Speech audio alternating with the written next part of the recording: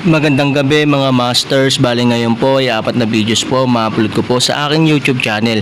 Tama nga mga masters, 4 na videos nga po ang ma-upload ko po. Yon, what's up mga masters? Nandito na naman tayo sa panibagong araw, panibagong kabanata na naman ang pagsasama-samahan natin ngayon guys.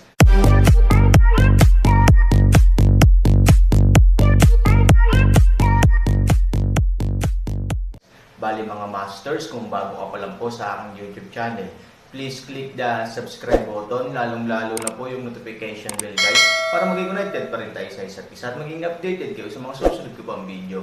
Bali mga masters, bago natin umpisahan ng kwento ay mag-shoutout po muna tayo para sa mga solid nating tagapakinig. Yun na nga mga masters, no? Bali hindi na ito patagalin. In 3, 2, 1, let's go! Mga master, magbabalik tayo sa pag-upload ng 4 na videos everyday simula ngayon araw. Salamat sa solid na pagsuporta mga master.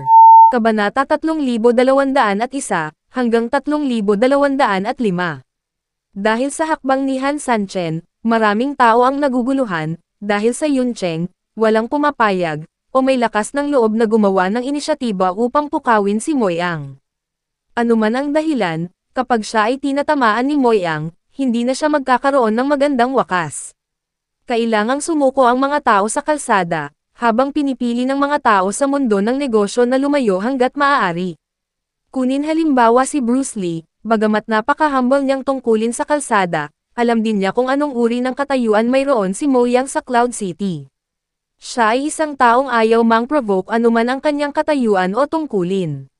Ngayon ay gusto pa niyang gumuhit ng malinaw na linya sa Aaron upang maiwasang maapektuhan ng fish pond. Ngunit saan siya kwalipikadong magsalita ngayon? Boss mo, ako si Chen Fei, miyembro ng pamilya Chen. Nabugbog ako sa teritoryo mo. Gusto kong bigyan mo ako ng account tungkol dito. Sa oras na ito, sinabi ni Chen Fei, na tinapakan ng Aaron, kay Moyang. May ilang mga tao pa rin sa eksena na hindi nakakakilala kay Chen Fei, kaya pagkatapos marinig ito, nagsimula silang mag-usap tungkol dito. Maglakas loob na hayaan si Moyang na magpaliwanag sa kanya, itong tinatawag na pamilyang Chen, tiyak na hindi simple. Chen Fei, sino ito? Hindi alam ng pamilyang Chen. Noon pa man ay naririnig na ito ni Chen Huaye. Pamilya nila iyon. Panipi, Chen Huaye. Ang mga hindi nakakaalam ng pagkakakilanlan ni Chen Fei, pagkatapos malaman ang kanyang mga detalye, ay sunod-sunod na nagpakita ng kanilang mga ekspresyong padamdam. Ang katayuan ni Chen Wei sa Yun Cheng ay mas mababa lamang ng kaunti kaysa sa Chanjia. Siguradong isa itong first line na pamilya sa Yun Cheng. Si Bruce Lee ay takot na takot. Hindi niya inaasahan na magkakagulo siya sa pamilya Chen. Si Chen Fei ay sikat sa kanyang kabaitan. Kung mahihirapan siya sa pagkakataong ito, hindi niya ito papakawalan. Ang mukha ni Bruce Lee ay kasing putla ng papel. Sa hindi inaasahan, ang kanyang unang karanasan sa nightclub ay nagdala sa kanya ng isang malaking problema. Sa oras na ito, siya ay naging ganap na matino, at dahil sa siya ay matino kaya siya nakakaramdam ng mas matinding takot. Pamilya ni Chen. Narinig ito ni Moyang, napangiti siya, kahit na ito ang pinakamataas na pamilya ng Cloud City Chanjia. Naglakas loob din siyang lumaban, hindi banggitin ang pamilya lang ni Chen. Sa mga normal na panahon, hindi kailanman mangangahas si Chen Fei na kausapin si Moyang sa ganitong tono. Pagkatapos ng lahat, ang kanyang pamilya ay nasa negosyo, ngunit si Moyang ay isang tao ng kalsada. Hindi isang simpleng bagay para sa pamilya ni Chen na humanap ng gulo para kay Moyang. Ngunit napakadaling magpalat kay Moyang para guluhin ang pamilya Chen. Ngunit ngayon si Chen Fei, na nawalan ng mukha, ay wala ng pakialam. Umaasa lang siya na si Moyang ay makakaharap at matulungan siyang makahanap ng ilang lugar. Kaya naman sinasamantala niya ang reputasyon ni Chen at umaasa na matatakot si Moyang. Ngunit si Moyang, malinaw na hindi nagbibigay ng ganitong mukha. Anong kalokohan Chen Fei, unang beses kong narinig. Kung ano ang sinabi mo tungkol sa pamilya Chen, gusto mong ako ang magpaliwanag at hayaan si Chen Bishan na lumapit sa akin ng personal. Baka bibigyan ko siya ng 2 bahagi ng mukha. Sabi ni Moyang, si Chen Bishan ang ama ni Chen Fei at ngayon ay pinuno ng pamilya Chen. Ngunit gaano kalakas ang loob ni Chen Fei na ipaalam sa kanyang ama ang mga bagay na ito. Pabayaan mo na lang siyang ipahiya. Hindi siya makikita ni Chen Bishon kung naglalako siya sa gabi. Ngunit para sa proteksyon ng kanyang ina, pinutol ni Chen Bishon ang kanyang mga mapagkukunang pinansyal at nagdulot ng gulo. How dare he let Chen Bishon wipe his ass? Malinaw na hindi interesado si Mo Yang kay Chen Fei. Ibinaling niya ang kanyang ulo at tumingin kay Aaron.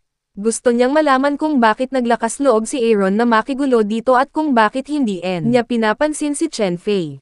Hindi pinapansin ni Mo Yang si Chen Fei dahil siya ang amo ng Yuncheng Road ngayon. Siya ay walang takot maliban kay Changjia. At ang maliit na batang lalaki sa kanyang harapan ay hindi kailanman magkakaroon ng kanyang lakas, at sa pagiging pamilyar ni Mo Yang sa pamilya Changjia, tila walang ganoong nakababatang henerasyon sa pamilya Changjia. Sino ka? At bakit mo ako gustong makita? Tinanong ni Mo Yang si Aaron. Bago ang muling pagsilang ni Aaron, sila ay magkapatid na nawalan ng kanilang katandaan. Si Mo Yang ay kumain, uminom at naninigarilyo. Napakatibay ng relasyon. Ngunit ngayon, para kay Mo Yang, ang Aaron ay isang estranghero lamang. Kung sasabihin mo sa kanya ang nangyari bago ang kanyang muling pagsilang, ituturing lang niyang tanga ang Aaron. I heard you are very good. I want to see you. 3,000 magaan ng ngiti. Bahagyang galit ang ekspresyon ni Mo Yang. Kapag narinig niyang makapangyarihan siya, gusto niya itong makita. Halatang pinagtatawanan siya nito. Sa Yuncheng, ang kausap sa kanya ay hindi dapat mag-ingat, ang makakakita sa kanya ay hindi dapat maglakad sa liko. Napakatapang ng batang ito. Nahulaan ni Mo Yang na dapat ay mayroon siyang napakalalim na background, kung hindi, hinding-hindi siya maglalakas loob na gawin iyon. Sa oras na ito, sinabi ng isang maliit na kapatid na nakatayo sa tabi ni Mo Yang, Kuya Yang, mukhang pamilyar ang batang ito. Oh, tinanong ni Mo Yang, saan kayo nagkita? Napakunot ang noo ng nakababatang kapatid at naalala. Biglang may kislap na inspirasyon, sinabi niya kay Mo Yang, Kuya Yang, naalala mo ba na noong bumaba tayo ng eroplano mula sa Yanjing, hinarang tayo ng isang maliit na bata. Pinagalitan ko pa siya. Yanjing. Mo Yang unconsciously kilapik, this little boy is from Yanjing. Ito ay isang lugar ng kapangyarihan. Kung galing sa Yanjing ang background niya, kailangan mong mag-ingat. Bagamat malayo ang Yuncheng sa Yanjing, hindi mahirap para sa Yanjing na palawigan ang kapangyarihan nito kay Yuncheng. Binata, taga Yanjing ka ba? Tanong ni Mo Yang kay Aaron. Tumanggo si Han Sanchen at hindi itinanggi. Ang pangunahing layunin niya ngayong gabi ay makipagkaibigan kay Mo Yang, para makapagtrabaho siya sa Yuncheng sa hinaharap. Kung paano makipagkaibigan, hindi bagay kay Han Sanchen kung narinig niya ang kanyang pangalan noong siya ay nasa Yanjing. Ito ay makakapagtipid ng Aaron sa paliwanag ni Han kung hindi niya ito narinig, ngunit siya ay natatakot sa Yanjing background. Ito ay isang magandang bagay. Oo naman. Pagkatapos na makita ni Aaron ang pag-amin, ang ugali ni Mo Yang ay naging mas maingat bago niya malaman ang tunay na background ni Aaron, hindi siya pumayag na pukawin ang maliit na tusok na ito, masyadong maingay dito lugar. Mungkahi ni Mo Yang. Ang ganitong uri ng mga salita ay nagpagulat sa mga tao sa eksena at nagalit kay Mo Yang. Ang taong ito ay hindi itinapon ng mga security personnel ng nightclub. Sa halip, gusto ni Mo Yang na baguhin ang kapaligiran upang makipag-chat sa kanya, na sapat na upang ipakita na hindi naglakas loob si Mo Yang na atakihin siya ng madali. Ito ay hindi maiiwasang dahilan upang hulaan ng iba ang pagkakakilanlan ni Aaron. Maging si Chen Fei, na tinapakan ng Aaron, ay hindi nang ahas na hamakin pa siya. Ang ugali ni Mo Yang ngayon ay halatang hindi man lang niya pinansin ang pamilya Chen, ngunit bigla niyang niluwagan ang kanyang saloobin sa batang ito, na lubos na nagpapakita na ang batang ito ay mas mahalaga kaysa sa pamilya Chen sa isip ni Mo Yang. Itinaas ni Han Sanchen ang kanyang paa at nanguna sa paglalakad patungo sa pintuan ng nightclub. Tumingin si Mo Yang sa likod ni Aaron at iniisip kung paanong ang pag-uugali at paraan ng pagsasalita ng batang ito ay mukhang napaka-mature. Parang hindi naman bata. Pagkaalis ng Aaron, sa wakas ay makakabangon na si Chen Fei mula sa lupa. Mukha siyang nasaraan ng loob at nawala ang mukha ng young master ng pamilya Chen. Gayunpaman, kahit nagalit si Chen Fei, hindi siya nawala sa isip. Siya ay isang matalino, ngunit alam niya kung paano husgahan ang sitwasyon ng napakahusay. Magagawa ng batang iyon na huwag maglakas loob kay Mo Yang na kumilos ng padalos-dalos. Pagkatapos ng lahat, Hindi siya nang ahas na magdulot ng labis na gulo. Kung papayagan si Chen Bishan na panasan ang kanyang puwet, malamang naitaboy siya sa pamilya Chen at putulin ang relasyon ng ama-anak ni Chen Bishan. Hindi ito ang gusto ni Chen Fei. Lao Chen, anong gagawin ko? Mukhang may kinalaman ang batang ito. Sinabi ng kaibigan ni Chen Fei na may pag-aatubili na mukha na isang kaiyahiyang bagay ang nangyari sa kanila. Kung sila ay tulad ng nakagawian, tiyak na magkakabalikan sila. Pero ngayon, halatang magulo. Tinatapik ni Chen Fei ang alikabok sa kanyang katawan. Ang kanyang reputasyon bilang isang young master ng pamilya Chen ay ganap na nasira ngayong gabi. Ngunit kung gusto mong mabawi ang mukha, kailangan mong maghanap ng mga pagkakataon at maghintay ng mga pagkakataon. Tingnan mo muna ang background niya, sabi ni Chen Fei. Ang galit ang nasa isip. Hanggat may pagkakataong maghayganti, hinding-hindi bibitaw si Chen Fei. Ngunit sa kasalukuyan, kailangan pa ring mag-isip ni Chen Fei. Bagamat ang pamilya ay ang kanyang ina bilang kanyang payong, ang mga bagay ay nagiging mas malaki. Dumating man ang kanyang ina, wala itong mababago. Pagkatapos ng lahat, ang pamilya pa rin ang may huling say ni Chen Bishan. Pagkatapos umalis sa nightclub, pumunta sina Aaron at Mo Yang sa isa pang katulad na field, na siyang underground boxing field ni Mo Yang. Ang Yuncheng ay may kasaysayan ng underground boxing sa loob ng maraming taon. Sinasabing ito ay naiwan noong huling bahagi ng dinastiyang Qing. Siyempre, ang katotohanan ay hindi alam, ngunit ang mga benepisyo na maaaring idulot ng industriyang ito ay lubhang nakakagulat, at ito ay nagsasangkot ng malaking halaga ng pagsusugal. Sa makatuwid, sino mang may kaunting ulo sa kalsada ay magtatakda ng sarili niyang underground boxing. Natatandaan pa ni Han Sanchen na dati niyang kilala ang Dao 12 sa underground boxing ring. Hindi niya alam kung ano ang ginagawa ngayon ng Dao 12. Dapat ay kabilang pa rin siya sa ilang misteryosong hukbo. Eto, mas magiging secure ka ba? Biglang sinabi ni Aaron kay Mo Yang. Natigilan si Mo Yang. Bagamat natalo ng Aaron si Chen Fei, hindi simple ang kanyang kakayahan, ngunit walang pakialam si Mo Yang sa isang maliit na bata. Higit pa rito, makatuwirang matalo si Chen Fei sa kanyang laban. Sa tingin mo ba matatakot talaga ako sa'yo? Nakangiting sabi ni Mo Yang. Hindi ko alam kung natatakot ako, pero lahat ng taong meron ka ay hindi ko kaga. Aaron Wei. Mas malakas at masayang tumawa si Mo Yang, na parang international joke. Isang batang lalaki, maglakas loob na sabihin iyan.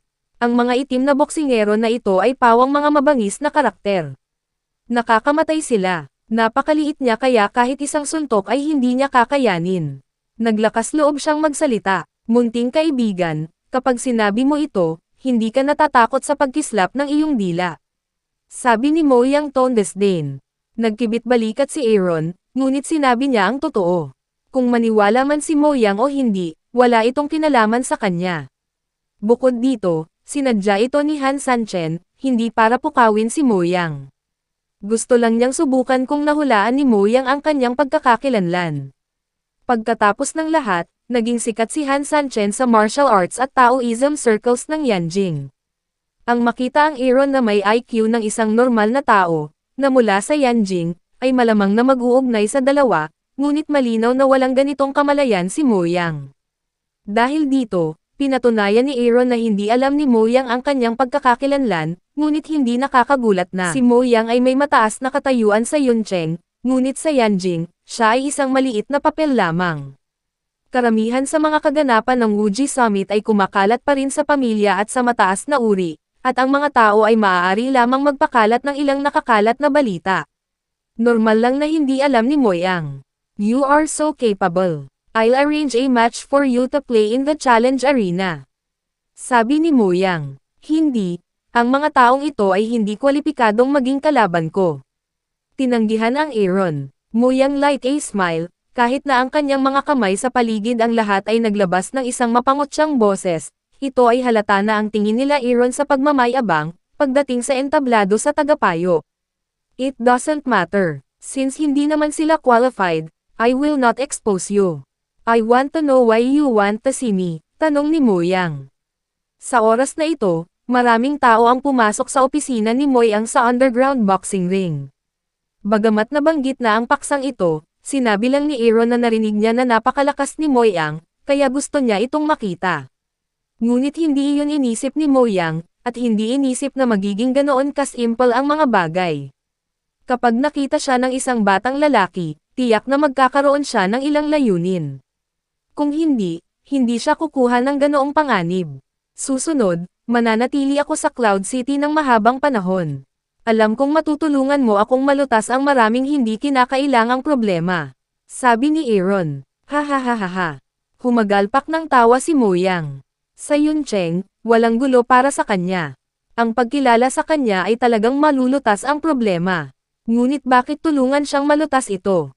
Sino si Mo Yang? Ang unang tao sa Yuncheng Road, maging ang mga pamilyang nasa itaas na klase na humihingi sa kanya ng tulong, ay kailangang magbayad ng isang halaga. Ang Aaron ay isang maliit na bata. Gusto niyang makalusot sa kanya minsan at para sa lahat. Hindi niya kailangang mag-alala na magdulot ng gulo sa Cloud City. Paano mangyayari ang kamangha-manghang bagay na ito, munting kaibigan? Alam mo ba kung magkano ang magagastos para sa isang tagalabas na magtrabaho para sa akin? Sabi ni Mo Yang. Ang ginagawa ni Mo Yang ay isang negosyong hindi nakikita. Natural sa kanya na magbayad ng malaking halaga para kumuha ng pera para maalis ang mga sakuna para sa iba. Alam na alam ito ng Aaron, ngunit hanggat ang relasyon ay in place, money is not a problem, parang hindi ganon kadali makipagkaibigan sa'yo, nakangiting sabi ni Aaron.